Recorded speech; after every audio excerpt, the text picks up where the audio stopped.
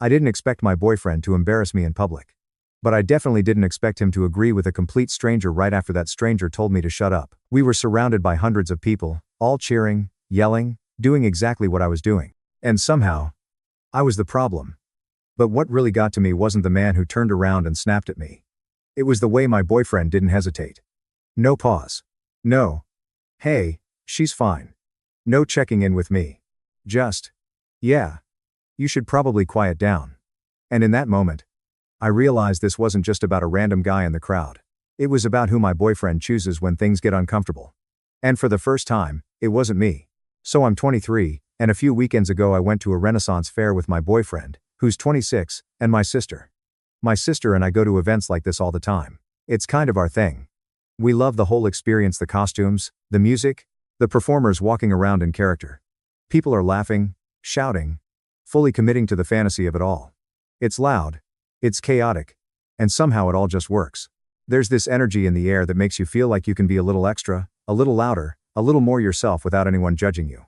So naturally, we lean into it. We dress up, we interact, we cheer during shows. We're not over the top, but we're definitely part of the crowd. My boyfriend, though, this was his first time. And I could tell pretty quickly that it wasn't really his scene. He wasn't complaining or anything. He just seemed unsure. Like he didn't quite know how to act in that environment. While everyone else was joking with performers or getting into the spirit of things, he kind of hung back. Smiled politely, but didn't really engage. He didn't cheer during performances. Didn't react much to the crowd. And I remember thinking it's fine, he just needs time to warm up. Meanwhile, my sister and I were exactly where we always are at these events. Right in the middle of it. Before the main show even started, I started noticing little things. Nothing major at first, just small moments that didn't quite sit right. There was a kid sitting a few rows in front of us. Maybe 6 or 7. And every now and then, he'd turn around and look at me and my sister. Not just a quick glance. More like a stare. Then he'd look away quickly when we noticed. At first, I didn't think much of it. Kids are curious. But then it kept happening. And the look on his face wasn't curiosity exactly. It was more like confusion, mixed with something else I couldn't quite name, and I remember thinking, yeah, I know that look. My sister caught it too. We didn't say anything out loud, but we exchanged that quick glance like, you see that, right? We're black. And sometimes, you just get used to those moments. The ones where you can tell someone isn't used to seeing people who look like you in certain spaces. It wasn't aggressive. No one said anything. But it also didn't feel neutral. Just slightly off. Uncomfortable in a way that's hard to explain if you haven't experienced it. I thought briefly about the dad sitting with him, whether he noticed, whether he cared, but I didn't want to go there. Because honestly, I didn't come to the fair to analyze strangers or read into every look. I came to have fun. So I let it go. Told myself I might be overthinking it. And shifted my focus back to the show, the crowd, the energy around us trying to stay in the moment, even though something already felt just a little off. Then the jousting match started. And if you've never been to one, it's not quiet. It's the complete opposite. The entire arena comes alive. You've got announcers shouting dramatically, drums pounding in the background, horses charging across the field, armor clashing. It's loud, theatrical, and honestly a little chaotic in the best way. People aren't sitting there politely watching. They're yelling, cheering, picking sides like it's a full-on sports event. That's the whole point. So when the knights rode out and the crowd started reacting, I jumped right in like I always do. I was clapping, leaning forward, getting into it. When the female knight came out, I immediately started rooting for her. Let's go. That's my girl. That's my wife. Nothing aggressive. Nothing out of line. Just playful, excited cheering. And I wasn't the only one. People all around us were doing the same thing, laughing, shouting, hyping up their favorites. Some were even louder than me. There were kids yelling. Adults yelling. Entire groups chanting. It felt normal. It felt like exactly what you're supposed to do there. And for a moment, I forgot everything else. The weird looks earlier. My boyfriend being a little quiet. None of that mattered. I was just in it. Caught up in the energy. The noise. The excitement. It felt right. It felt fun. It felt like one of those moments where you can just be loud and carefree without overthinking it. Until suddenly, everything shifted. The man sitting directly in front of me suddenly turned around. And the shift in energy was immediate.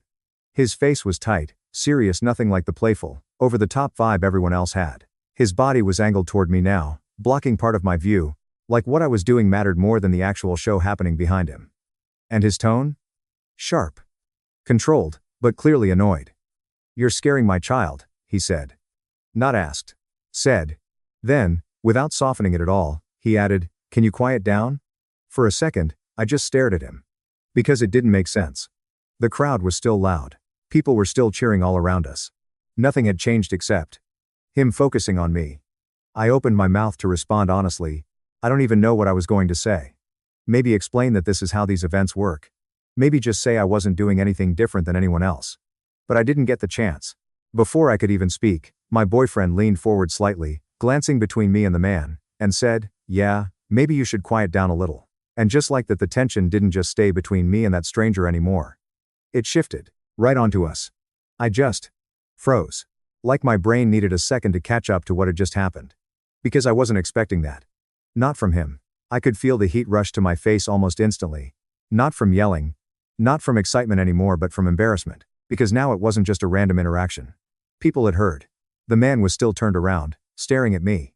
My boyfriend had just backed him up, and suddenly I felt like every person around us was aware of it.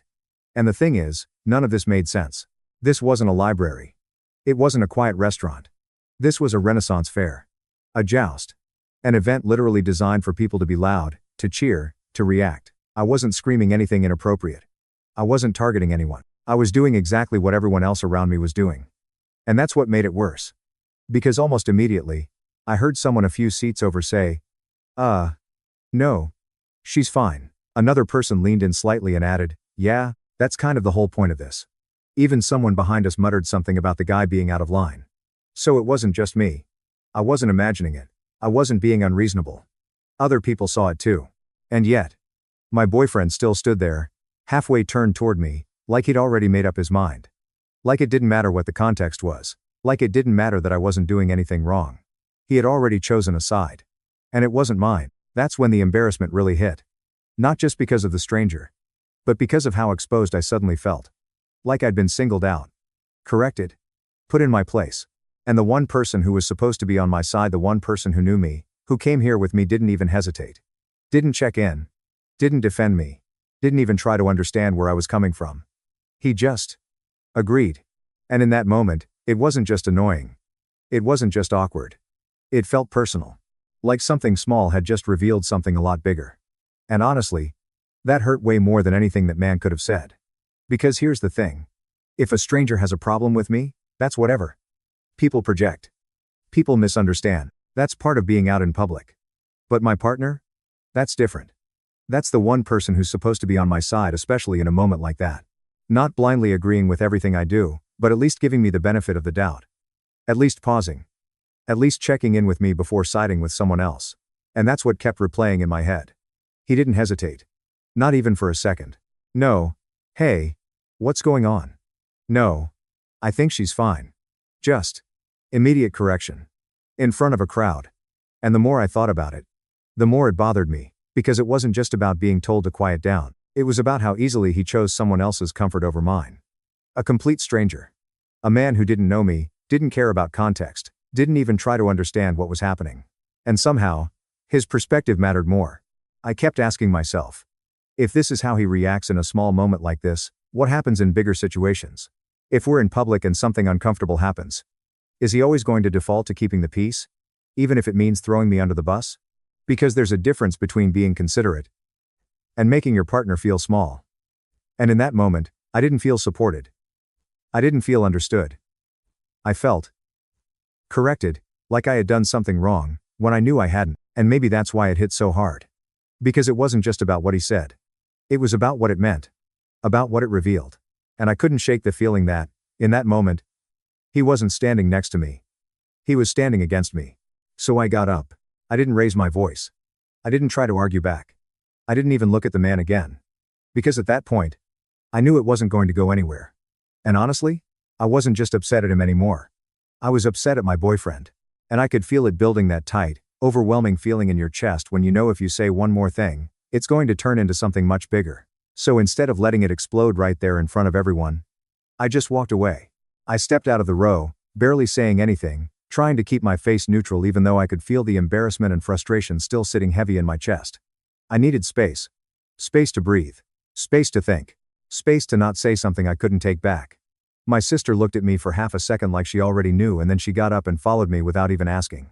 We didn't say much at first. Just walked.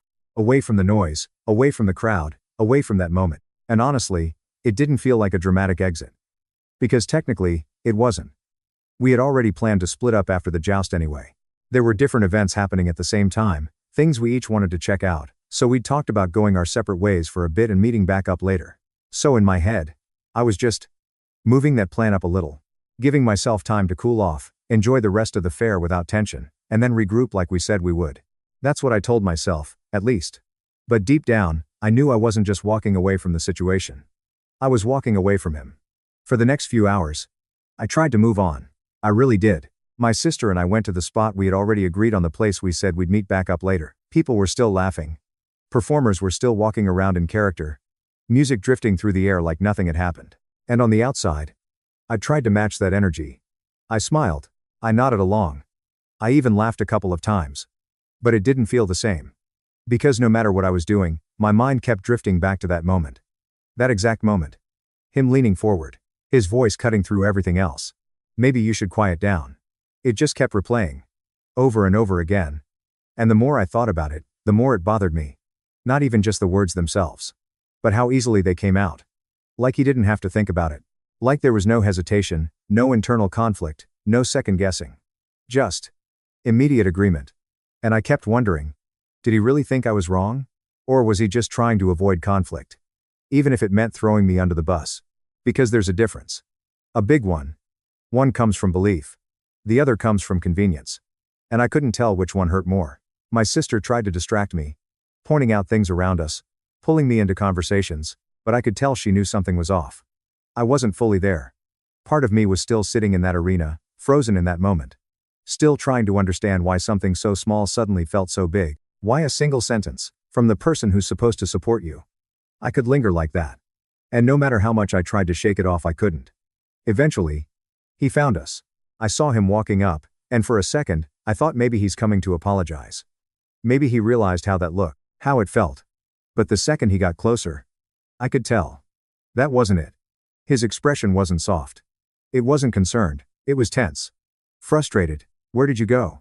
He asked, his voice already edged with irritation. You just left. I blinked, a little thrown off by the tone. I didn't just leave, I said. We were already planning to split up after the joust, remember? But he shook his head immediately.